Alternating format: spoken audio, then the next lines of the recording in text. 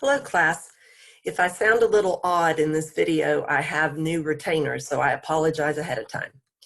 I just want to give you a reminder that we are in week 6. We will talk about communication this week. Remember that your IS course 242, which is about communication, is due this Wednesday, 11:59 p.m. Now, note that when you click on that IS folder, I have made 2 videos handy for you, a 5-minute video and a 10-minute video on how to access the IS course, take the course successfully, and then upload your certificate and reflection. So that is just a brief reminder on that.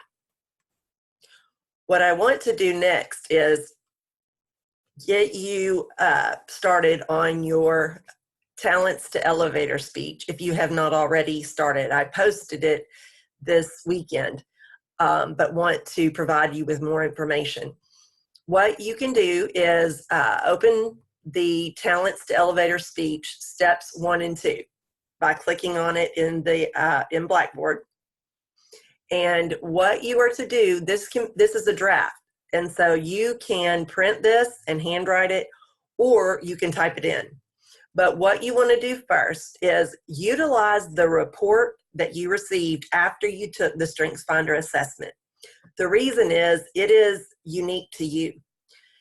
The people at Gallup actually figure in some different nuances of your answers. So if you share the same talent with someone else, you might not have the same description from Gallup. Okay, so you want to make sure that that report is that you have that printed and bring it to class tomorrow, which is September 25th, or have it easily accessible on your iPad. What you're going to do is write or type the name of your theme over here, your talent area or theme, also called strengths. But they start off as talent areas, and then we develop them into strengths. Okay, so you can use the Gallup terminology here. It goes, there's 5 of them. Then what you want to do is write a description of that talent, of your talent, and do this in order, your first, second, third, fourth, fifth, and utilize words that are your own.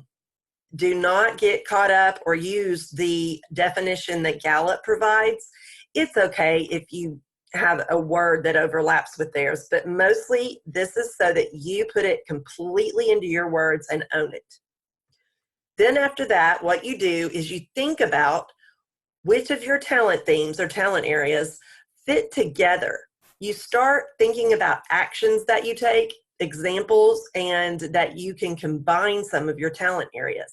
I am going to show you an example of both of these steps. Make sure that you bring a hard copy of this document to class with you. And again, it can be a draft, it can be handwritten, but it will be graded right at the beginning of class based on your effort. So let me show you an example.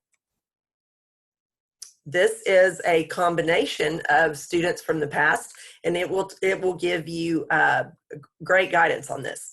All right, so this student has input, developer, positivity, adaptability, and connectedness.